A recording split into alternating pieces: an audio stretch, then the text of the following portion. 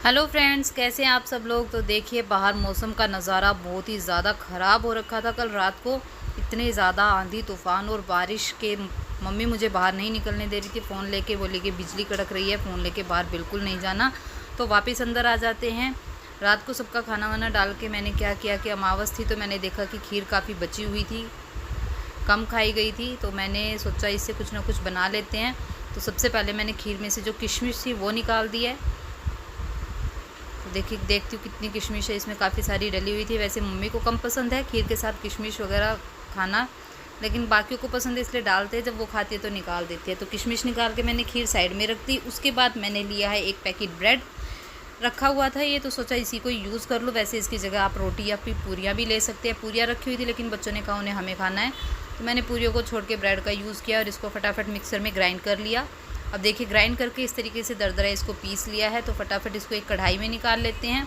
सारी ब्रेड जो है मेरी 2 हिस्सों में ग्राइंड हुई थी, तो मैंने दोनों हिस्सों को ग्राइंड करके अच्छे से और इस कढ़ाई के अंदर निकाल लिया। अब गैस को ऑन कर लिया है और ब्रेड के जो क्रम्स बनाए हैं हमने उनको सेक लेंगे, भून लेंगे, ताकि वो हल्के से हार्ड हो जाए। बहुत सॉफ्ट हमें उनको नहीं रखना है, हल्का से इनको सुखा लेना है और थोड़ा हार्ड कर लेना है। कलर इनका चेंज आ जाएगा और ब्रेड भी हमारी सिक जाएगी, उसका कच्चापन भी सारा निकल जाएगा। तो देखें, यहाँ मेरी जो ब्रेड है वो अच्छे से सिक गई है, कलर इसका थोड़ा चेंज होने लग गया है।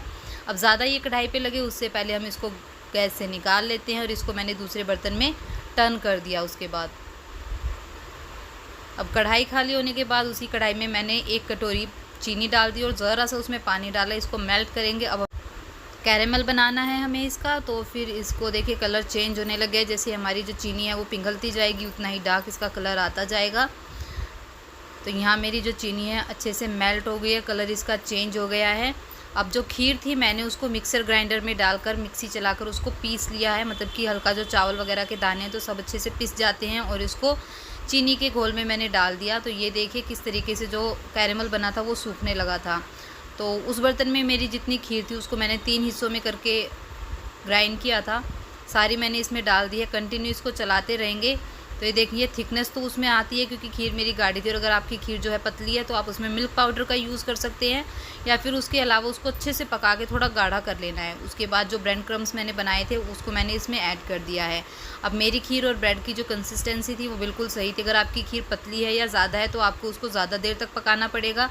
ध्यान रखिए कि ब्रेड क्रम्स डालने के बाद हमें इसको ज़्यादा देर नहीं पकाना है, वरना हमारे जो क्रम्स हैं वो सॉफ्ट होने लगेंगे।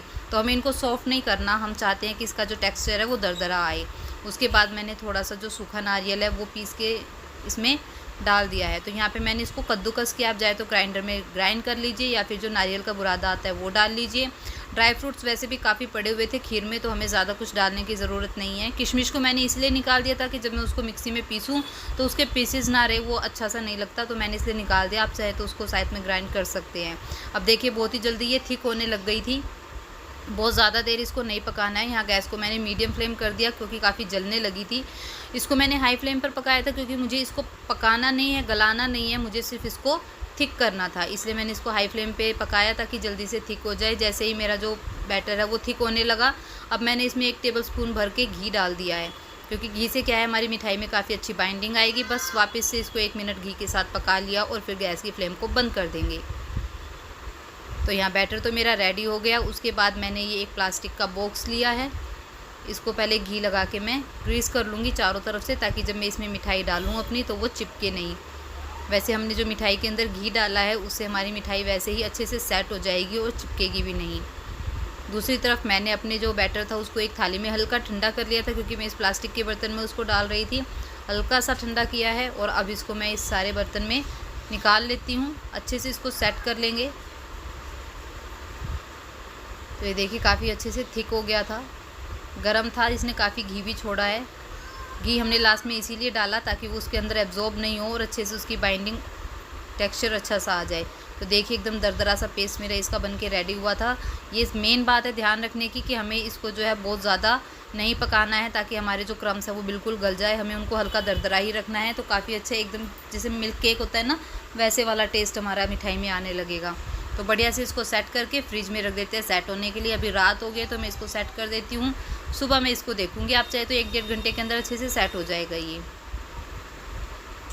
दूसरी तरफ अब तीज का त्यौहार है तो क्या है कि बहुत सारी सुहालियाँ पूरियाँ वगैरह इस तरीके की आ जाती हैं। तो यहाँ मैंने जितनी पूरियाँ सुहालियाँ वगैरह रखी हुई थी, 2-3 जगह से आई थी, तो मैंने सबको निकाल के एक बड़े से बर्तन में रख के टेबल पे रख दूँगी, ताकि जिसका मन करे खाए। साइड में रखने से फिर याद नहीं रहता और कोई खा नहीं पाते, चीज़ें रखी रह जाती है। तो अब इसको रख देते हैं। दूसरे दिन मैंने अपनी मिठाई को आज चेक किया है। सुबह मेरा टाइम नहीं लग पाया, फटाफट से हम स्कूल चले गए थे। तो वापस आके जब मैंने इसको देखा है तो काफ़ी अच्छे से ये सेट हो गई है। जैसे मैंने आपको बताया था 1-1.5 घंटे के अंदर अच्छे से सेट हो जाएगी, क्योंकि सुबह मेरे पास टाइम नहीं लग पाया था तो मैंने इसको नहीं देखा। अब जैसे ही मैं इसको निकाल रही हूँ, देखिए कितनी अच्छे से ये सेट हो गई है। तो सारी मिठाई इसमें निकाल देंगे अच्छे। बेटे ने देखते ही बोला मम्मा ब्रिस्क यानी कि ईंट वाला बिल्कुल टेक्सचर इसका दिख रहा है, नीचे से ऐसा ही था। तो चलिए फटाफट से इसको पीसेस में कट कर लेते हैं। अच्छे से कट रही है, बढ़िया सेट हो गई है हमारी मिठाई। अब मैंने इसका एक पीस निकाला है, तो देखिए कितनी अच्छी से सेट हो गई है, बढ़िया। इसको तोड़ के देखते हैं। मम्मी मेरे पास खड़ी थी तो मैंने एक पीस तोड़ा और मम्मी को टेस्ट कराया। मम्मी ने तो मिठाई को पास कर दिया है, यानी कि मिठाई अच्छी बनी है। तो चलो सब लोग इसको अच्छे से खा भी लेंगे। चलिए मिठाई हमारी रेडी हो गई है, अब इसको रख देते हैं साइड में। तो देखिए फ्रेंड्स, शाम को है जो भाई आया था तीज देने, तो यहाँ मेरा भी त्यौहार आ गया है। अब इसको हम अनफोल्ड कर रहे हैं। मम्मी ने सारा सामान निकाला। यहाँ मम्मी ने भेजा थे हमारे लिए कुरकुरे से शक्करपारे बना के, बहुत टेस्टी लगते हैं और तीज पे तो स्पेशली बनते ही हैं। तो हमारा तो बहुत टेस्टी सा जो है खाना, मिठाई सब कुछ आ गए हैं। घेवर भी ढेर सारा था। उसके साथ साथ बच्चों की खुशी और ज़्यादा बढ़ गई थी, क्योंकि उनके लिए आई थी पतंगे। अब उनको पतंग उड़ानी है, लेकिन बाहर का मौसम कुछ चेंज हो रहा है, अकेले बच्चे उड़ा नहीं सकते। तो अभी हमने उनको सब्र करने को कहा। 2 दिन बाद तीज है तो उस पर उड़ाएंगे, तब तक के लिए इसको रख दीजिए। ये देखिए मौसम का हाल, फिर से मौसम अपना हाल चाल जो है बार बार बदलता है, कभी धूप कभी बादल, पता नहीं चलता है। 1 सेकंड के अंदर बारिश आ जाती है और फिर से धूप निकल आती है। तो चलिए, सावन का महीना है, ये हाल चाल तो चलता ही रहेगा, उसके साथ साथ बाकी अच्छी चीज़ें चलती रहेंगी। फिर